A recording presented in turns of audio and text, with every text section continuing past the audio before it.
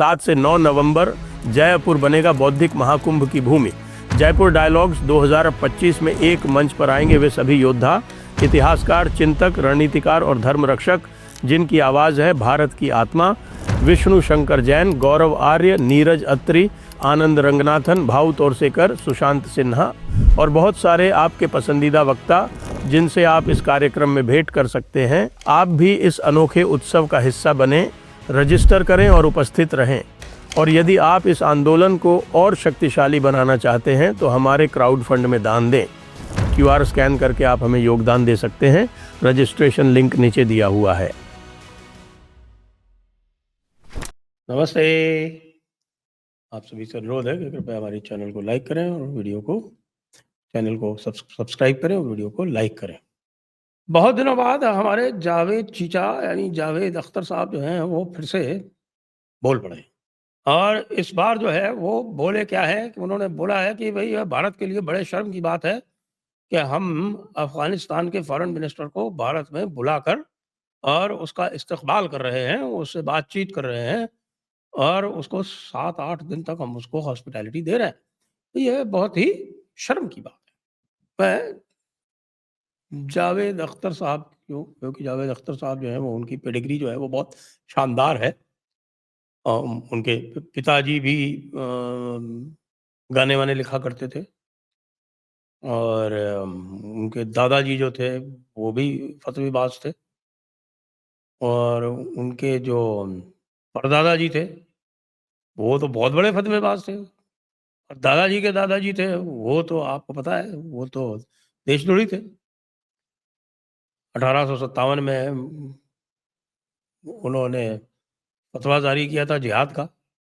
जिहाद का फतवा का मतलब जो था वो अंग्रेज़ों के साथ तो खैर उन्होंने द्रोह किया ही था। उन्होंने जो स्वतंत्रता का युद्ध था उसके साथ भी द्रोह किया था क्योंकि स्वतंत्रता का युद्ध था वो जिहाद नहीं था। लेकिन उसको सारे मुसलमानों ने ये सबसे बड़े ख़ास तौर से उस टाइम अल्लामा हुआ करते थे, उन्होंने उसको जिहाद बना के उस स्वतंत्रता संग्राम के साथ भी द्रोह किया। तो उनको भेज दिया गया काला पानी। काला पानी जाने से पहले उन्होंने तमाम चिट्ठियाँ लिखी अंग्रेज़ों को, तमाम माफ़ी-वाफ़ी माँगी, सब कुछ किया और लेकिन फिर भी उनको अंडमान भेज दिया गया, काला पानी भेज दिया गया। लेकिन बाद में सुनते हैं कि साहब की उनको माफ़ी दे भी दी गई लेकिन जब तक वो माफ़ी की चिट्ठी पहुँचती अंडमान तक तब तक वो हुज़ूर को वो अल्लाह मियाँ को प्यारे हो गए। इतनी शानदार पेडिग्री वाले हमारे जावेद चीचा जी जो हैं वो अचानक जो हैं वो तालिबान के प्रति उनके जो उद्गार हैं वो क्यों आए? इसकी तह में जाना पड़ेगा। क्योंकि उनको ये कतई पसंद नहीं है कि उनका जो फ़ेवरेट पाकिस्तान है वो किसी भी तरह से मुश्किल में आए। समझ रहे हैं ना आप?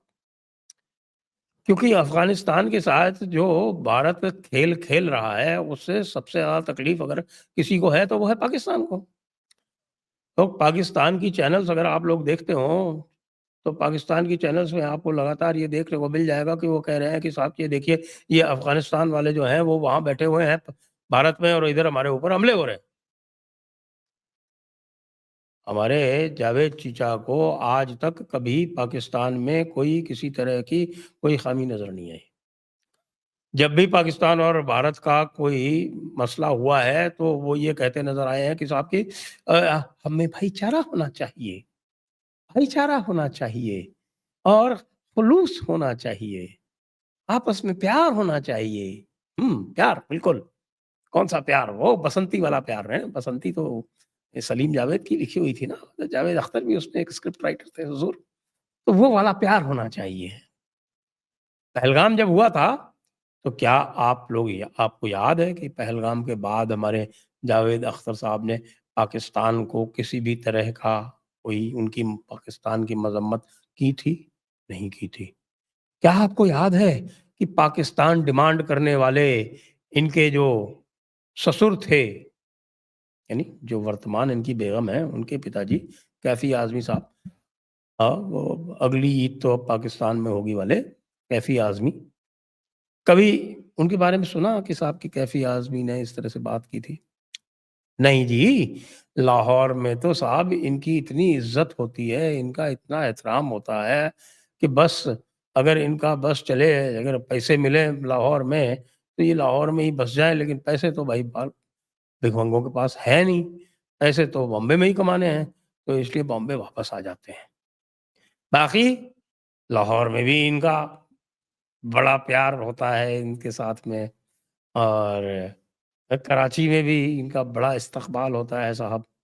तो ये पाकिस्तान से बहुत ही रूहानी, बहुत ही आप रूहानी तबीयत से जो है वो जुड़े हुए हैं। तो उस रूहानी तबीयत से जो जुड़े हुए हैं, उसमें अगर कोई खलल आता है और देखते हैं कि साहब के उधर से तालिबान जो है वो मारे डाल रहा है पाकिस्तान को, और भारत के साथ में मिल के दोनों तरफ से, एक तरफ से भारत और एक तरफ से तालिबान अफ़गानिस्तान से, और दोनों तरफ से इनका प्यारा-प्यारा पाकिस्तान जो है वो दब जाएगा, चक्की के 2 पाटों के बीच में पिस जाएगा। ये देखते ही ये देखते ही इनकी इनके सीने में खंजर चलने लगता है। बाय द वे, आपको पता है कि ये तालिबान जो है वो देवबंदी हैं, लेकिन कभी आपने देवबंद की बुराई सुनी? चीचा जावेद अख्तर से? ना, कभी नहीं। देवबंद की बुराई नहीं करेंगे, तालिबान की करेंगे। तालिबान कहीं और से पैदा हुए हैं क्या भई? उनके जितने भी जो हैं वो दो देवबंदी मदरसा है ना अकोरा खट्टक वाला, मदरसा हक्कानिया, पेशावर के पास, पेशावर के रास्ते में है, अटक के पास में, अकोरा खट्टक। और वो अकोरा खट्टक के मदरसा हक्कानिया से निकली हुई जो इनकी जो ऊपर की पौध है सारी की सारी, देवबंदी है। लेकिन देवबंद के बारे में कभी कुछ नहीं कहा इन्होंने आज तक कि साहब कि देवबंद जो है वो हिदाया क्यों पढ़ाता है, कि देवबंद फतावा आलमगीरी क्यों पढ़ाता है, और फतावा आलमगीरी में क्या लिखा हुआ है, हिदाया में क्या लिखा हुआ है, जिहाद के बारे में क्या लिखा हुआ है, इसके बारे में आपने हमारे चीचा जी से कभी कुछ नहीं सुना होगा। हो तो चाहे हुसैन अहमद मदनी रहे हों, या वर्तमान में अरशद मदनी और महमूद मदनी चाचा भतीजा हों, क्या और तो और छोड़िए, जो तबलीगी वाले हों, तबलीगी जमात वाले, वो तबलीगी जमात वाले भी देवबंद से ही निकले हों। इन सब के बारे में आपने कभी नहीं सुना होगा कि साहब के हमारे चचा जावेद अख्तर ने उनकी कोई मज़म्मत की है, उनको ये कहा है कि साहब तुम गलत आदमी हो। वो वैसे कहते हैं अपने आप को एथीस्ट हैं, लेकिन वो एथीस्ट अभी तक कहते हैं जब तक उनको दारू पीनी होती है। क्योंकि दारू पिएँगे और अपने आप को कहेंगे कि साहब हम इस्लामी हैं, तो थोड़ी दिक्कत हो जाती है ना, मुल्ला मौलवी जो हैं वो जान को आ जाते हैं। लेकिन साहब वो क्या है कि वो हज़रत उमर फारूक की 34वीं पुश्त हैं। तो हज़रत उमर फारूक की 34वीं पुश्त को सारे गुनाह माफ़ हैं। तो वो भले अपने आप को एथीस्ट कहें, इस्लामियों का उनसे दिल का रिश्ता है। आखिरकार वो उनके एक रशीदुल खलीफा की पुश्त में हैं। उनका शजरा पढ़ते हैं वो भई। तो उनको तो वो इस तरह से नकार नहीं सकते, उनको दुत्कार नहीं सकते, उनको फटकार नहीं सकते। तो फिर चीचा जी ख उठ खड़े हुए, और चीचा जी ने तुरंत मजम्मत कर दी कि तालिबान तुम गलत हो। तालिबान तुमने जो है वो ख़वातीनों के हक़ को तुमने मारा है। कैसे तुम्हारी हिम्मत हुई कि ख़वातीनों को तुमने बुलाया नहीं? अरे भाई, ख़वातीनों को बुलाया नहीं तो ये आज तक तुम कहाँ थे? वो ख़वातीनों की जहाँ तक बात है वो तो वहाँ तालिबान 2021 से है भई। हमने नहीं सुना कुछ भी तुमको कहते हुए। वैसे बाय द वे, ख़वातीनों के हक़ की बात है तो ये बताना कि जो तुम्हारी जो पहली शादी थी हनी ईरानी से, वो हनी ईरानी से बिना तलाक लिए तुमने शबाना आज़मी से शादी कैसे कर ली थी? चीचा जावेद अख्तर, तब तो तुम इस्लामी बन गए कि मैं तो मुसलमान हूँ, मैं तो 2 शादियाँ कर सकता हूँ। तो हनी ईरानी से मेरा तलाक नहीं हुआ अभी तक, तो फिर भी क्या हुआ? हैं? शबाना तो शबाना तो हमारे मज़हब की है, तो हम तो कर सकते हैं। हमें 2 निकाह की इजाज़त क्या, 4-4 निकाह की इजाज़त है, तो उस वक़्त तो तुरंत कर लिया। उसके बाद जब तलाक हो गया हनी ईरानी से, तो वापस एथीस्ट बन गए। शबाना आज़मी जी के तो आपको पता ही है साहब कि उनका तो वो पूरा स्कैंडल ही हुआ था। वो कोविड के टाइम पे उन्होंने दारू-वारू मँगाई थी, उनको लोगों ने फर्जी दारू भेज दी थी। तो उसको लेके तो उन्होंने ट्वीट-व्वीट भी कर दिया था और लोगों ने बड़ी जाँच-वाँच की कि साहब ऐसा कैसे हो सकता है? हैं? शबाना आपा को फर्जी दारू? शबाना आपा फर्जी दारू अगर आप उनको देंगे तो ये बहुत बड़ा गुनाह है, गुनाहे अज़ीम है। शबाना आपा को, जावेद चीचा को, इनको अगर दारू देनी है तो बिल्कुल प्योर स्कॉच होनी चाहिए भैया, व्हिस्की पक्की प्योर। और अगर वो सिंगल माल्ट चाहते हो तो सिंगल माल्ट होनी चाहिए। ये इस तरह के आप ये फर्जीवाड़ा उनके साथ नहीं कर सकते।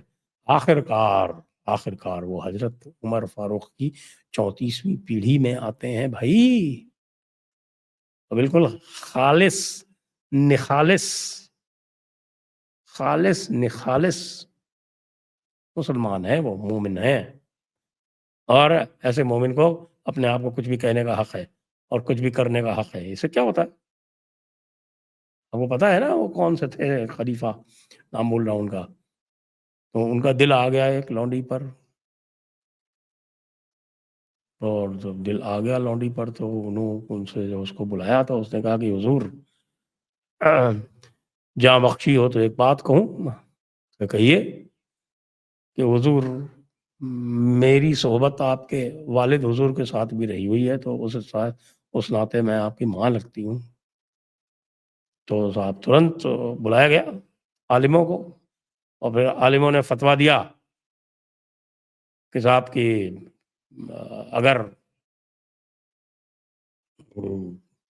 जिस्मानी ताल्लुकात हुए हैं और कोई और रिश्ता नहीं है, तो सोहबत की जा सकती है। इससे कोई फ़र्क नहीं पड़ता कि उन्होंने बाप के साथ सोहबत की।